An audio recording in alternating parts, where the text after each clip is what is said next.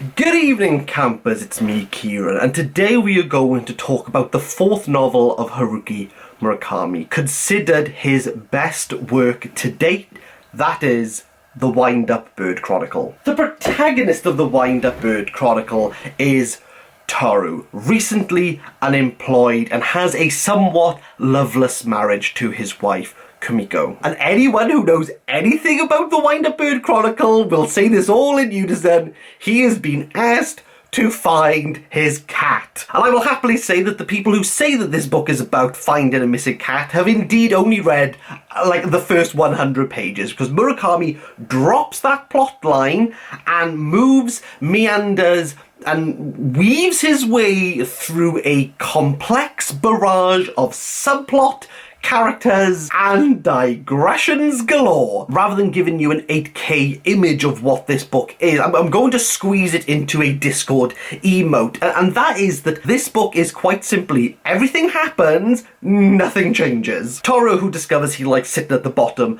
of the well, finds himself thrown into the depths of a story where he has no control over, and Toru, for a lot of readers, are going to see him as someone entirely passive and someone who has no agency. I myself was personally surprised when Toru finally picked up a bat during a knife fight. Didn't know the guy had it in him. It's worth remembering that Toru's passivity is because he has no agency. He hasn't got a job. Anytime he does cook something for his wife, she's late coming home, and then ultimately, like the cat, she disappears. And so after 100 pages, we're not focused on the cat, we're now focused on his wife. He's not really searching for his cat and his wife. What he's trying to find is himself. God, there's someone out there who thinks that's really profound and deep, but it's not as deep, I promise you, as the well that Toru finds himself down. And now that his wife has gone missing, he reminisces about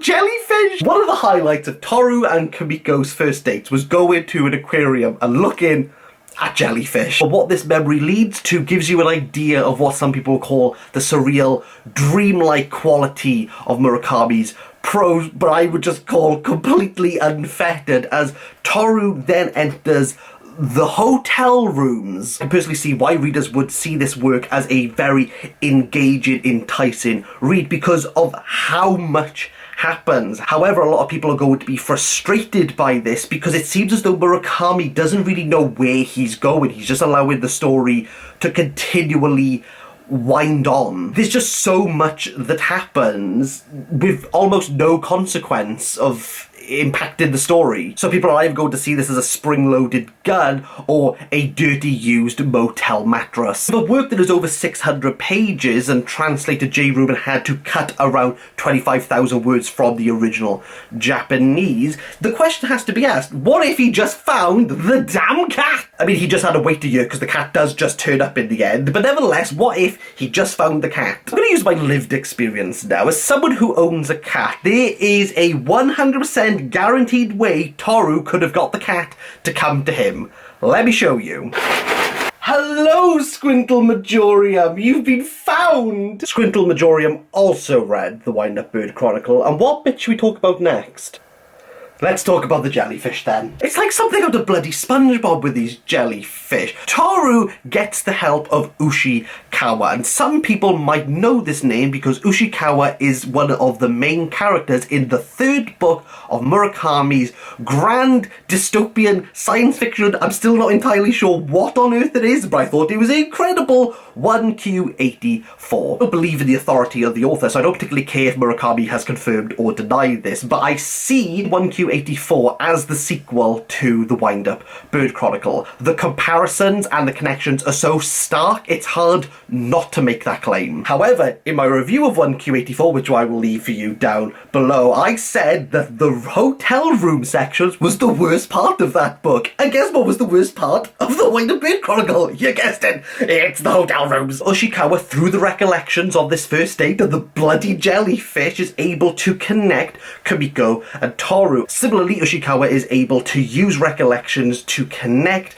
the main characters of 1Q84, Tengo and Ayomame. But Wind-Up Bird Chronicle, in my opinion, is not as good as 1Q84 because Murakami suggests an end where 1Q84 is completely is completely up for interpretation what is to happen there. Because Toru, upon opening his eyes, realises that despite the myriad of characters, despite the amount of hyperviolence, despite all the missing people within this novel, that everything will just revert back to the beginning.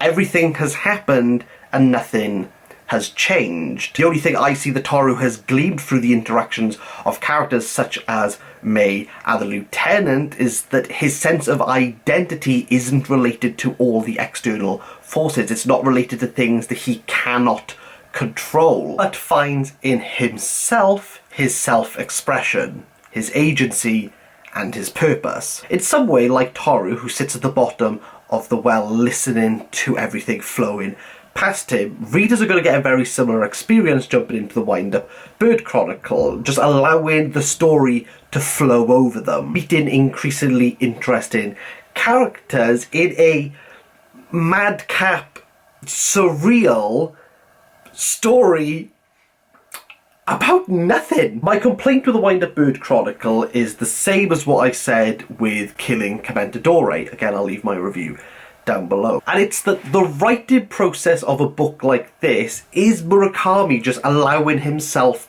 to run free with ideas, which does create enticing narratives. The only problem is where he has to tie everything together. While not everything is tied up in Wind-Up Bird Chronicle, I can see readers getting to the end thinking, so what was the point of all of this? For me, I got a sense of angst after the page 200 mark, thinking, where are we going? Like, what am I meant to be following at this stage? The best way that I would describe the Wind-Up Bird Chronicle, and if anyone asks me in real life to describe it, this is how I'm going to do it, and I'm aware that people are going to hate me for saying it.